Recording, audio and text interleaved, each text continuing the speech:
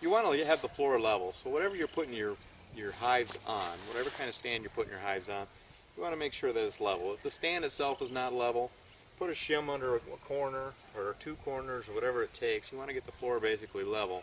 Especially important with a standard Warre that doesn't have frames, because you know the combs are going to want to go whichever way gravity pulls them. So if the hive is off level, then the combs are going to be crooked inside the hive. So try to get it as close to level as you can. Set your floor up, grab your first hive body, and we're always going to start off with 2 hive bodies. Okay, when we install our bees, we want to use 2 hive bodies. One is just too small of a space for a package of bees. They may stick around if you use 1 hive body, but then again they might abscond on you because they're going to go try to find a space that's bigger. So I get asked that question a lot. Make sure you use 2 to start. Make sure that the frames are tightly together and that the space that's left over, because they don't take all the space inside the hive body, is divided equally on each side. A little bit of space on each side, just enough for my fingertips on each side. Okay. I add the second hive body, oriented the same way.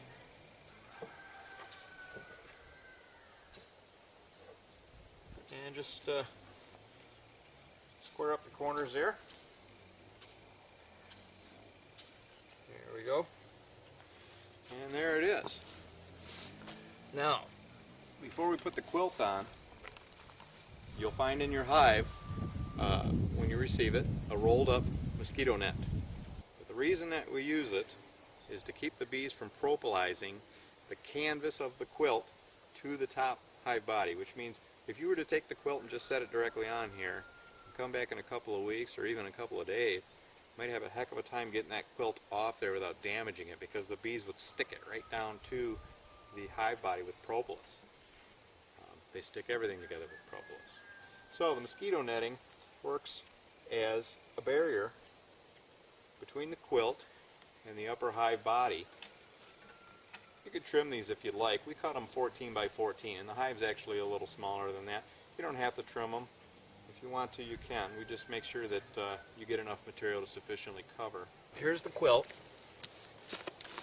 And when you receive your quilt, it won't have any sawdust in it. Now, we have lots of sawdust around here, and I am partial to sawdust for absorbing moisture. If you've ever used sawdust for picking up oil spills or anything, you know it's very hygroscopic. It likes to draw in moisture. Okay, Warre used everything from straw to wood chips to wood shavings to sawdust. I imagine there's a few other things you could use.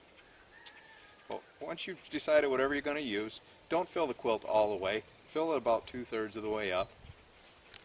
And this goes on in any direction. It's just a square box. It doesn't matter how you put it on there. And you put that right on top. And basically that's the hive. 2 hive bodies with frames, the mosquito netting, and then the quilt over the top of the floor, of course. And last is the roof assembly. This just simply fits over, and it's supposed to cover the upper hive body by about 1/2 of an inch. It's a nice looking hive. Thanks.